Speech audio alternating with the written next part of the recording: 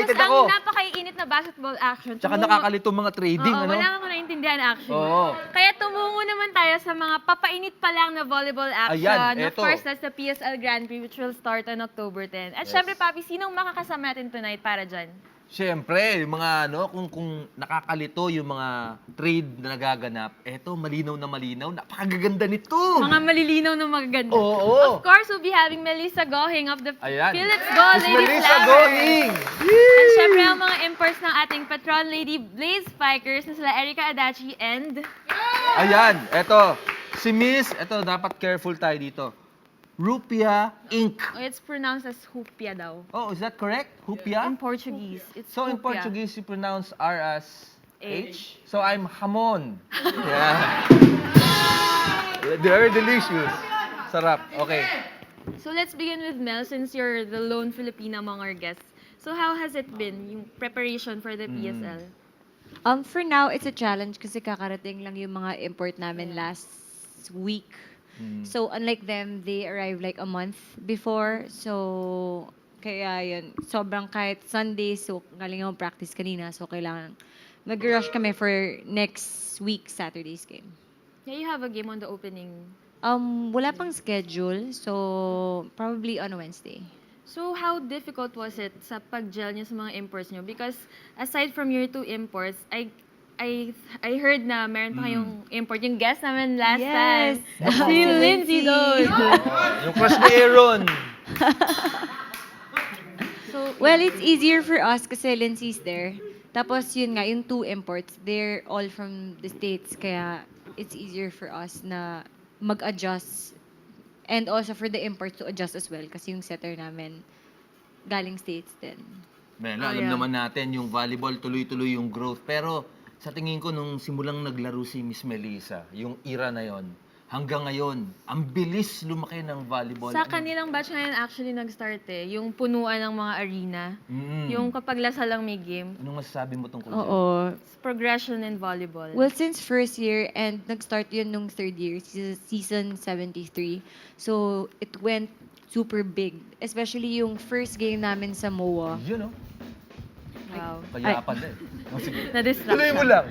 Ako na-distract ako sa mga pictures mo eh. Sige, Miss Melissa. Ayun, yung first game namin sa MOA. So, it was shocking as well. Yung pagdating namin, ang dami talagang tao na puno yung MOA Arena. Yan. So, and then on, sobrang nag-continue na yung paglaki talaga ng volleyball. Yeah, ngayon may mga V-League, PSL, Yeah. pasikat na ng pasikat yan. So anong may expect namin sa team sa PSL ngayon? Anong preparation ang ginagawa niyo? Sobrang lahat nag-prepare talaga. Yung iba, mas malaki na yung mas mahaba na yung preparation nila. Like, photo ng agatan nila nag-prepare. So, everybody's preparing for it. So, Gonna be more yeah, tough. oo. How Eh, about Speaking Hupia of and ibang teams, yeah. no? Dito And tayo sa the Petron champion, Volleyball. defending champion? So, how has your experience been with Petron so far?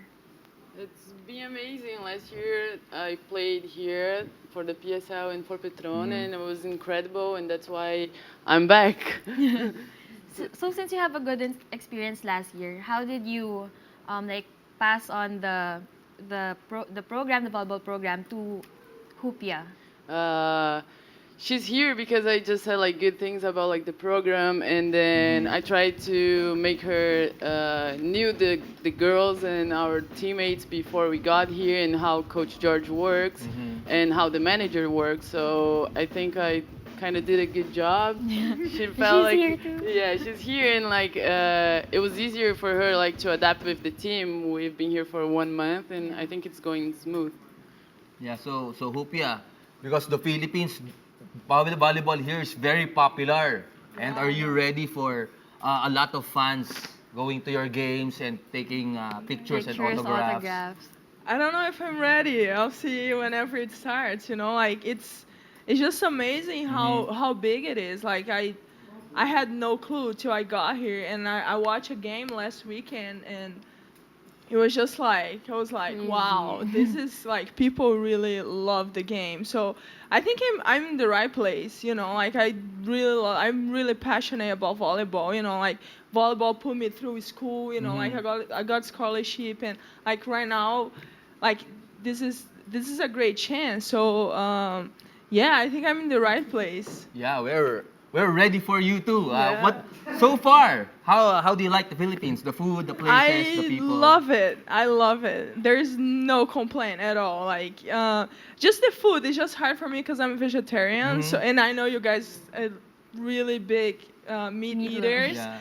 So I'm like, you know, I'm trying to adapt, but it's, you know, like I found stuff like it's all good. But besides that, it's just I feel it's home away from home, you know, like, and it's easier because Erica, she helped. We live together, so it's a lot easier. But like, I feel that I know my teammates for like a year already. Like, there's no like, I love it. Yeah, we have so many things in common with Brazil, you know, like good-looking men Yes.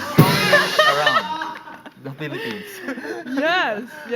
You guys are like, it's just so great because you guys are so welcoming and like energetic and like good-looking people. You Yeah, know, like, thank Thank you you. so much. So You're pogi. very So perceptive. pogi. Oh, thank you. Yeah. So now we'll be having a gimmick. It's called intercultural exchange. Intercultural exchange. So, ano yan? this goes for the two imports muna. Mamaya yun sa'yo. So, it'll go Oh. like, it'll go like this. Wait. I will demonstrate. I know like a few phrases. Okay. Brazilian, but I'm not sure what it means. It's "yo te amo." What does it mean? I love you. I love you too. Good one. So, can you I do teach? it all the time to all our foreign players. So, can you teach Ramon some Yeah, Brazilian please. words which he can use in courting pretty girls? Yeah, in you know, Rio's coming, and you know, lots of Brazilian people. You can say oi gatinha. What? Oi gatinha. Oi, gachin! What does that mean? Hi. It's almost like hi. Agenda. Yeah, Hi, ganda. ganda. Yeah, ganda. Oi, gachin! Okay, doesn't work. All right. Ramon will How about teach you. Ramon? You're so handsome. How do you say that? Ramon, você é muito lindo. Você é muito lindo. Yeah! How do you say Hamon, thank you to hamon. that? Obrigado. Obrigado! Ah! Alright. How about Ramon, friends na lang tayo? Ay, Ramon, Tagal. let's just be friends. Ramon, because there R Yeah. spelled like H, so Ramon, vamos ser amigos. Vemos Vemos and and- amigos. I get that all the time from Yeah. Called many friend languages. zone. Yeah. So, thank you, Erica and Hupia. Now, let's move forward to Melissa's challenge. Because for those who don't know, Melissa is actually a famous fashion blogger. So, we'll be having a box with some fashion Yan. items and here. Yeah. You three get to pick an item which you will model later. Yeah, so Yeah, Melissa will try to come up with something. Because you guys pick anything that you want to model she's a afterwards. stylist and fashion blogger. 3 items each.